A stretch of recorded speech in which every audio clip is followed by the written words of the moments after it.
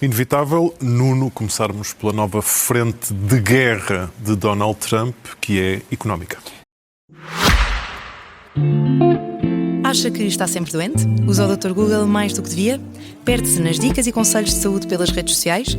Então o podcast Consulta Aberta é para si. Sou a Margarida Santos, sou médica de família e todas as segundas convido especialistas de diferentes áreas para responder de forma simples e descomplicada a todas as suas dúvidas sobre saúde. Pode ouvir o podcast em todas as plataformas e também no site da SIC Notícias e do Expresso. É verdade. Mais para a frente vamos falar também desta visita surpresa do diretor da CIA a Moscovo, mas vamos começar realmente com isso. Esta operação é chamada pelos americanos. Todas as operações têm um código. Esta tem o código Operação Pária Económico. Pária Económico? Pária Económico. E o pária económico será o Irão, segundo os Estados Unidos. O secretário do Tesouro americano, Scott Bessent, anunciou esta operação, diz que é uma coisa nunca vista na história da humanidade. Depois veio dizer, veio dar pormenores sobre o que é que esta operação implica. Como tu sabes, já há um bloqueio em curso no mar, mas agora são sanções sobre todas as pessoas que façam negócios com o Irão. Em todas as áreas, quer dizer, desde a parte cibernética até à venda de ouro, até à aviação, até às carreiras marítimas. Que são considerados cúmplices. Que são considerados cúmplices. Ele, aliás, no vídeo que eu mostro a seguir, vai dizer, ainda não sabemos qual é a entidade, mas ele vai dizer que esta semana vai haver uma grande entidade económica ou financeira que vai ser sancionada pelos Estados Unidos. Portanto, tens que esperar até ao domingo para saber o que é. Enfim, as minhas fontes dizem-me que é um grande banco, não sei se é. Há quem fale num grande banco da África, mas não sei, não podemos ir adiantar. Há uma coisa importante. Perguntava se nestas sanções iriam ser incluídas empresas chinesas e qual seria a posição americana face à China. Porque, como sabes, o presidente Xi Jinping vai no dia 24 de setembro aos Estados Unidos e vai encontrar-se com o Donald Trump precisamente para o famoso pacto económico. Pronto. E já tem dado sinais que não está a gostar disto.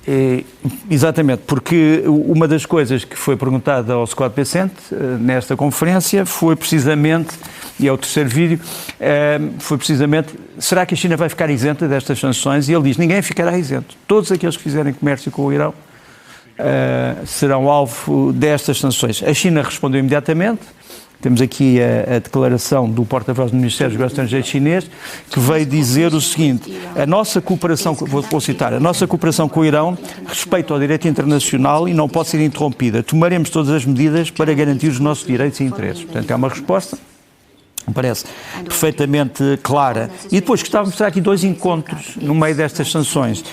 Um é a chegada do chefe das Forças Armadas paquistanesas ao Irão, onde se encontrou com o alegado chefe da linha dura, Mohsen Rezai, que é o representante, digamos assim, do grande líder para as questões de segurança nacional. Aparentemente o Paquistão terá levado aos iranianos uma espécie de um ultimato dos Estados Unidos, dizer se não aceitam um acordo imediato, as coisas vão ser mais para vocês. Ainda não sabemos qual é a resposta, porque ao mesmo tempo tivemos um outro paquistanês, o chefe dos serviços secretos paquistaneses, o general Mohammad Asim Malik, que é o diretor do chamado ISI, que foi ao Kuwait tentar inteirar-se do que é que o Kuwait tenta fazer ou procura fazer se for atacado pelo Irão. Portanto, enfim, não quero desiludir ninguém, que esperava realmente paz, mas vamos ter um setembro muito complicado nesta área. Enquanto Donald Trump ameaça o Irão e os seus eventuais cúmplices, na outra frente, Putin volta a declarar como inimigos os amigos da Ucrânia, ainda que neste 35º aniversário não tenha havido grande surpresa quanto aos aliados da Ucrânia nestes 4 anos e meio, não é? Não, a surpresa foi que todos eles mantiveram a sua compostura e todos eles reforçaram a cooperação com a Ucrânia. Talvez seja essa a surpresa, porque havia pessoas que achavam, as pessoas já estão cansadas disto, já ninguém vai apoiar a Ucrânia. Que o desgaste levaria ao abandono. Isto, tu referes-te aos acontecimentos em torno do Dia da Independência Nacional da Ucrânia, os 35 anos da independência. Tudo começou com uma cerimónia de consagração da liberdade religiosa na Ucrânia, que parece evidente, tem sido realçada por todas, na Catedral de Santa Sofia, que tens o casal presidencial e um dos mais altos dignatários da Igreja Ortodoxa Ucraniana a celebrar.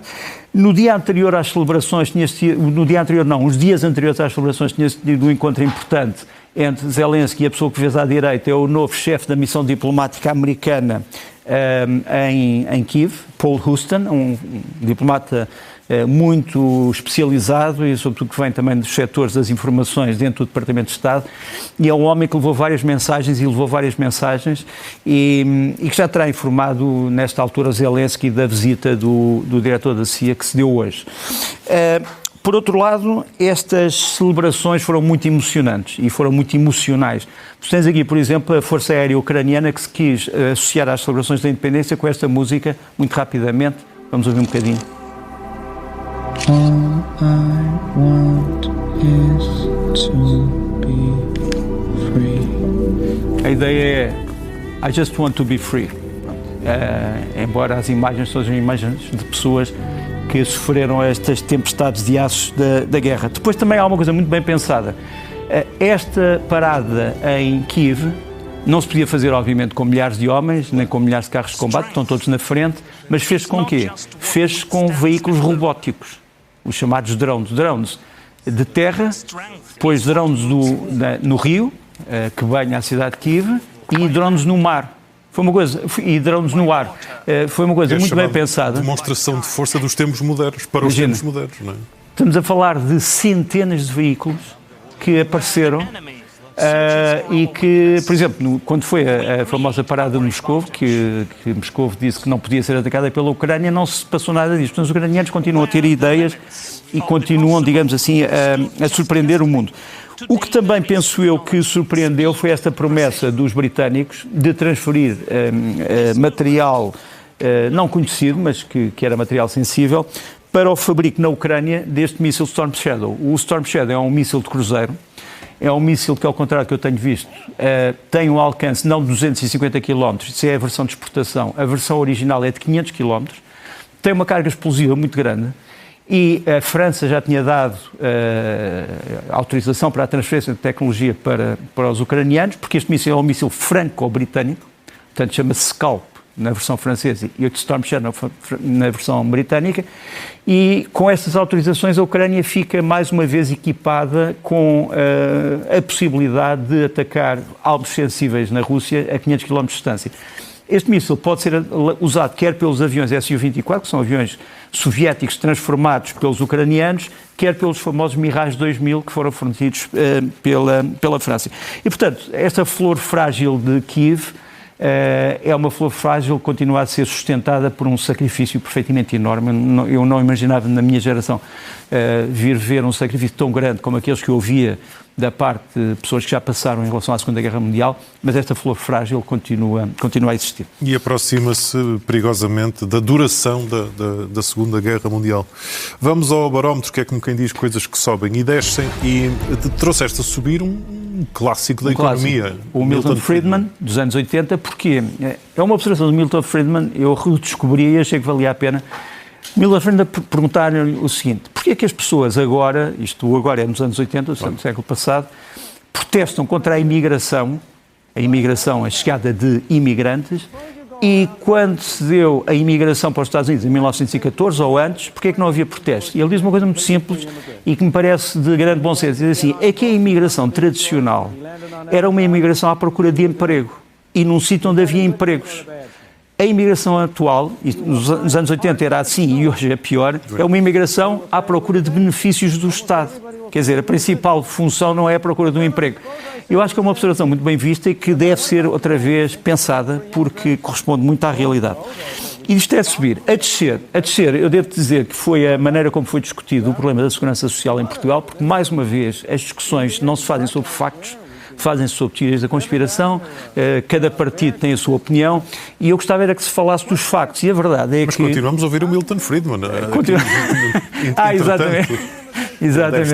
Ele continua a subir. Deve estar a falar sobre a segurança social portuguesa. Não, mas eu acho que se pudermos passar a descer, que tem a ver com a minha crítica à maneira como tem sido discutido este problema da segurança social, Gostava de mostrar, e já me vou antecipar, não sei se temos aí o cartoon, ou o separador do a descer, mas se tivermos era ótimo, se não tivermos também não. Mas vamos conversando, não? Vamos conversando. Mas estava-te a dizer, no a descer ia mostrar dois gráficos.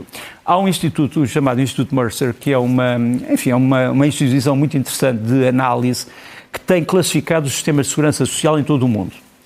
E classifica-os com base em 3 elementos. A adequação, quer dizer, o dinheiro é suficiente, o dinheiro que cada pessoa recebe na reforma é suficiente. Ponham-me isso em grande outra vez, se não se importam. Sustentabilidade, ou seja, é possível o sistema manter-se. E terceiro, integridade, quer dizer, o sistema é um sistema transparente, é um sistema, digamos assim, racional, e é com base nestes 3 termos que este Instituto tem classificado os sistemas de segurança social no mundo. E Portugal não aparece tão mal como isso. Vamos ver aqui a classificação. Os sistemas melhores são os sistemas do norte da Europa, são sistemas escandinavos, são sistemas todos que combinam a parte pública e a parte privada, quer dizer, não há nenhum grande sucesso num sistema totalmente público e não há nenhum sucesso num sistema totalmente privado. Portanto, os extremos aqui parecem não gostar muito da segurança social. Mas o segundo quadro que eu ia mostrar era o quadro da classificação.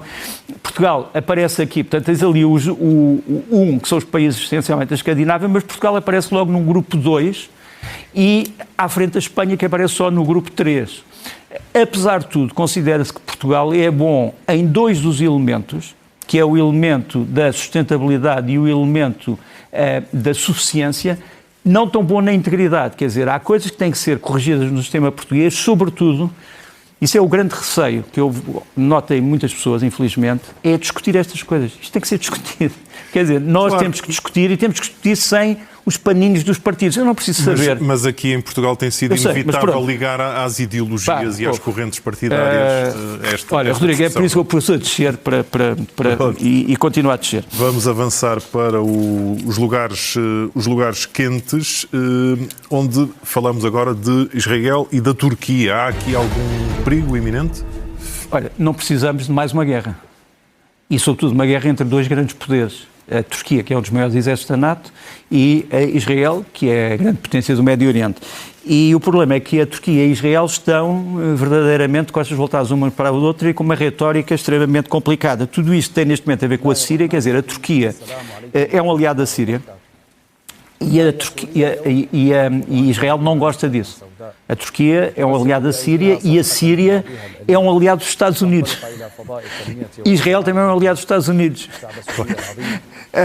Os Estados Unidos, como resposta a um ataque que Israel fez contra posições sírias que estariam aparentemente ligadas à Turquia, retirou a Síria dos países promotores de terrorismo. E tens aqui o Presidente da Síria a agradecer aos Estados Unidos. A dizer, muito obrigado por já não nos considerarem terroristas. Isto foi uma mensagem óbvia do Washington passada a Israel, dizendo, estes homens são nossos amigos, não criemos mais uma frente de conflito.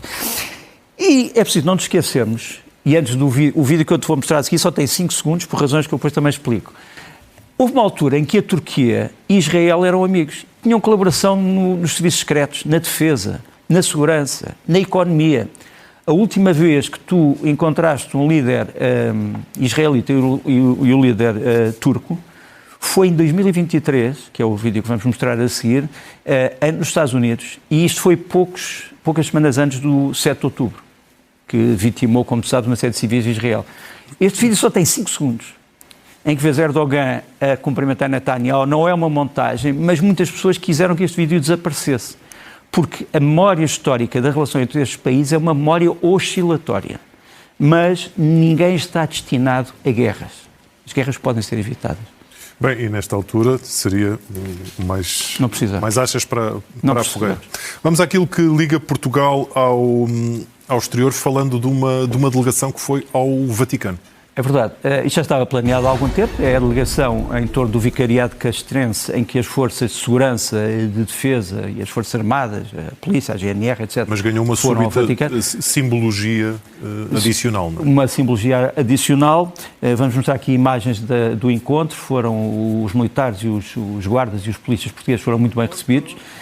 pelo Papa, e o Papa falou, eu tinha uma fotografia antes, mas pronto, mas podemos já passar, porque o Papa dirigiu-se diretamente à delegação por causa do caso dos 2 militares que morreram na A1, como tu sabes, ao tentarem auxiliar um camionista, e o Papa compara-os ao bom samaritano e diz, estes homens morreram no cumprimento de um dever de solidariedade com outras pessoas. Isto emocionou muito. Tens aqui vários presentes que foram dados ao Papa, tens aqui chefes militares, o chefe de Estado-Maior do Exército, o diretor nacional da PSP, o diretor nacional da GNR, tens ali, infelizmente, os caras dos dois militares que morreram na flor da sua idade, mas isto foi uma visita muito importante e é curioso porque Leão XIV veio dizer uma coisa, veio dizer, vocês têm que ter orgulho em defender a vossa mãe pátria e têm que a defender sempre com base em 3 princípios, na fé, na humanidade e no respeito pelas leis. E acho que foi um discurso muito bonito para quem ouviu. Avancemos, Nuno, para o que é menos falado, mas é falado aqui. É falado aqui e hoje vai ser falado com mais tempo. Por coincidência ou não sei se tens seguido este folhetim do rearmamento das Forças Armadas Portuguesas, que é muito importante, e a Força Aérea Portuguesa vai ter que ter novos aviões a seguir aos F-16. E há várias propostas. 2 das principais é um avião sueco, o Gripen da Saab, e um avião americano, o F-35, da McDonnell Douglas. Curiosamente, da Lockheed Martin. Curiosamente, as 2 firmas apresentaram, por coincidência, 2 melhorias tecnológicas. A Saab, que era acusada de ter um avião que não podia competir com o F-35 porque era um avião menos invisível e que não correspondia aos tempos modernos, a Saab veio mostrar um drone que vai passar a acompanhar o seu caça. Quer dizer, em vez de ser só um caça, vai ser um caça e um drone. E o drone e o caça associam-se em missões altamente secretas e que lhes dão também uma grande superioridade sobre qualquer outra força aérea do mundo.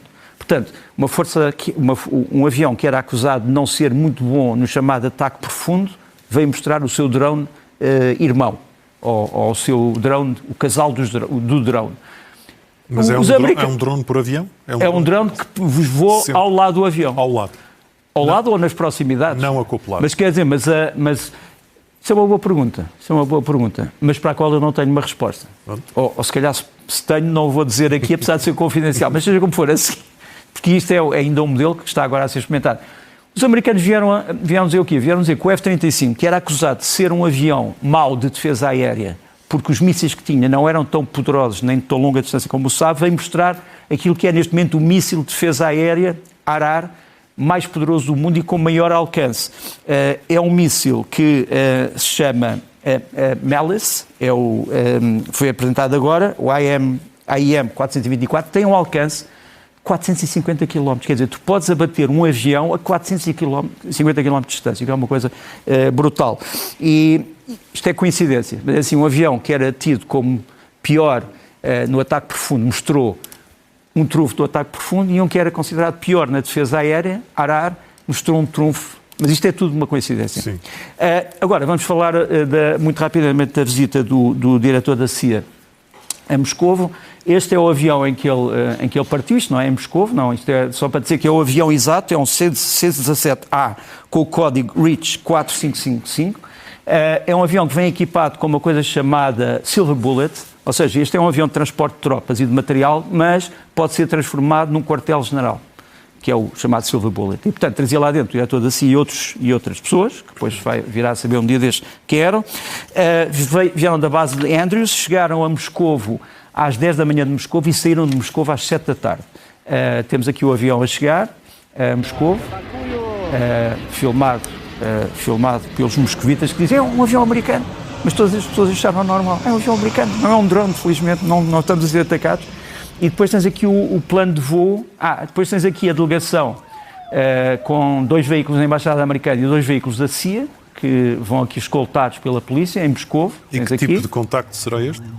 Aquilo que se diz, isto agora vais ter que aceitar que é aqui eu aceito. Este teu amigo que vai ter que dizer alguma coisa que é um bocadinho especulativa, tem a ver com um aviso. Quer dizer, os Estados Unidos terão recebido a informação de que a Rússia se preparava para algum tipo de manobras contra alguns países da NATO e que tem a ver com uma conversa que nós tivemos há uns tempos, porque a Rússia se sente ameaçada pela NATO e, portanto, estaria a preparar as chamadas manobras paramilitares contra alguns países da NATO. Aqueles ataques preventivos. E os Estados Unidos, não foi só isso a conversa, mas uma das coisas que disse o diretor da CIA foi: não façam isso. Tenham juízo. Isto dito por um diretor da CIA que vai a um país não é a mesma coisa de uma pessoa que pega num telefone. São coisas diferentes, percebes? E acho que é importante salientar isso. Terminamos com uma frase, como sempre, o chamado pensador. Olha, o antigo presidente ucraniano Yushchenko veio dar uma entrevista a um canal do Azerbaijão e temos-lo aqui a falar, e ele ele conhece muito bem a Rússia, ele é um homem que foi envenenado por agentes russos. Eu o entrevistei para a SIC há uns anos atrás, há já uns anos, e ele vem dizer uma coisa, vem fazer uma definição da Rússia como um cárcere de nações, e diz o seguinte: é justo chamar a Rússia um cárcere de nações, uma masmorra de nações. É que dentro dela há 160 povos que estão prisioneiros. Ele contabilizou todas as etnias, todos os grupos diferentes que existem dentro da Rússia, aos quais nunca foi dado grande hipótese de proclamar independência ou autodeterminação avançada. E, portanto, uma prisão com 160 povos lá dentro. E de que falámos aqui no início da invasão da Ucrânia, a propósito da militarização que na altura se fazia na Rússia. Nuno Rogério, com os Jogos de Poder de regresso na próxima terça-feira.